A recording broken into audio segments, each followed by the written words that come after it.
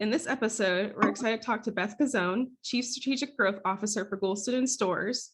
So I was wondering if we could just get your thoughts on why it's so important to bring the voice of the client into firms.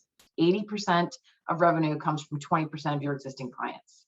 So spoiler alert for anybody who's listening to this podcast, what we want you to be thinking about is bringing the voice of the client and listening more to client needs to basically help you be more competitive, generate more revenue, be more profitable, and increase your client service. Clients are the most important variable in growing revenue and profit for law firms. Having those open dialogue conversations and getting feedback and conversations with our clients, then how do we stay ahead of change?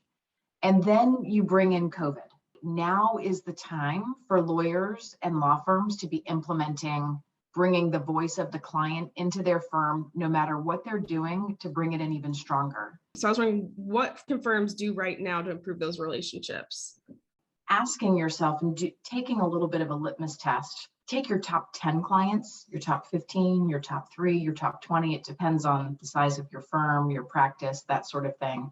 And say, do I know every one of my clients' strategic priorities? That's the first thing. The other thing I would say is, really being able to impact your relationship is asking the people that you have relationships with at client companies, how are they evaluated? How are they deemed successful? What are they trying to accomplish? Which sometimes their goals may be different than the company goals. What kind of, information are you giving them? Are you making introductions to them? Are you saving them money? I think it's a little bit like throwing something at the wall to see if it sticks if you don't know the answer to those questions. How can law firms really use this feedback to differentiate themselves from their competition and really take that feedback to heart and actually make some changes? So just by my point is that the very nature of doing it is a differentiator, right?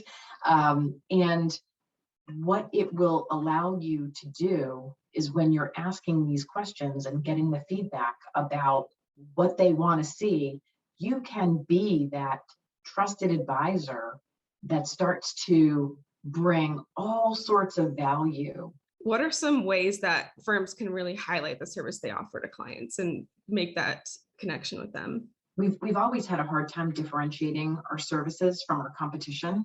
I think we look alike, we sound alike. And I think where we're going to find differentiation is, do we act alike? And so I think that some of the ways that we as law firms will be able to highlight the services that we offer to clients is, instead of telling clients what we do, if we shift that paradigm to responding to clients about what they need and how we can solve. What changes have you seen with that sort of client interaction since COVID has taken place? I think that there used to be some type of hierarchy before you could have access to a client. When you were at a law firm, if you were the relationship partner, you were the bridge between the client and everybody else at your firm. And I have seen that collapse, that hierarchy collapse.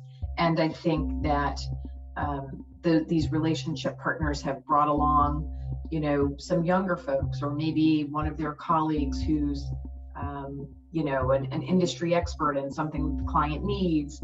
But what I've also seen, which is so exciting for me, is the opportunity for people in marketing departments to have FaceTime, external FaceTime with clients. That's always been a little bit of an obstacle for marketing departments and law firms. And I've heard so many of my executives who are amazing brand ambassadors for their law firms say, I'm not sure how I can find a way to be client facing, and it's a goal of mine. And I think COVID has really changed that.